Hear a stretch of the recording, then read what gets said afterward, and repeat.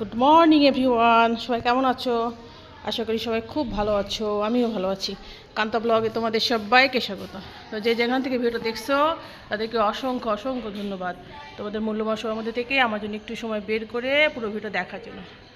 এই তো আমি সকালে উঠে পড়ছি, আমার সময় যথারীতি আমার কাজকর্ম সেরে ছাদে গেলাম।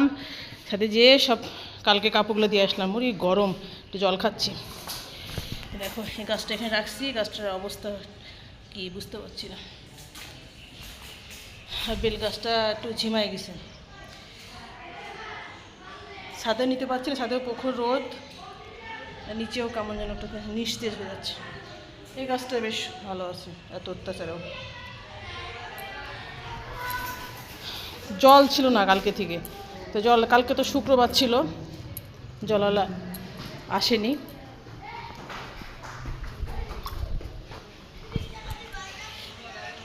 এই যে আজকে আসছে, জল দিয়ে গেল।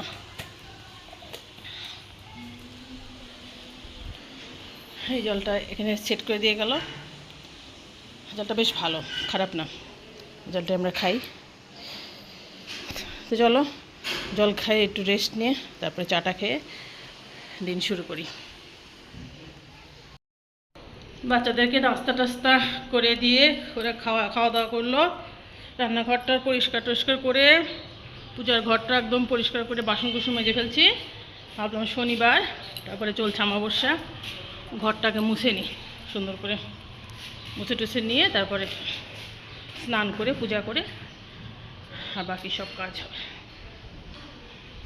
যেহেতু গ্রহণ লেগে যাবে 2টার সময়, তার আগেই সব থাকতে হবে। লবণ দিয়ে অমাবস্যা চলছে, তারপর শনিবার, তো লবণ দিয়ে ঘরটা মুছি, সব নেগেটিভিটি চলে যাবে।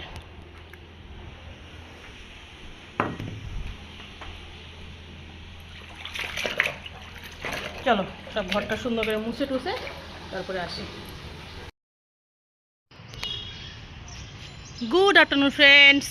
দেখো আমি স্নান ধ্যান সেরে কাপড়ের ডালি নিয়ে জল নিয়ে চলে আসছি ছাদে। যে কাপড়গুলো দিয়ে গেছি, কাপড় কাঁথা সব শুকায় গেছে, কালকে যেগুলো দিয়েছিলাম সেগুলো নিয়ে যাব, আর এখনকারগুলো দিয়ে দেবো, আর একটু গাছগুলোতে জল দিয়ে দেবো। চলো আমি না এটাই তারপরে আসি। এই দেখো সব গুছিয়ে ফেললাম, কাঁথাগুলো শুকিয়ে একদম মচমচা কাগজের মতো হয়ে গেছে সব। তো চলো ঝটপট জলটা দিয়ে দিই। আর দেখো রোদের অবস্থা, তাকাবো না বাবা, কিছুক্ষণের মধ্যে গ্রহণ লেগে যাবে। তোমরা তাকাও, আমি তাকাবো।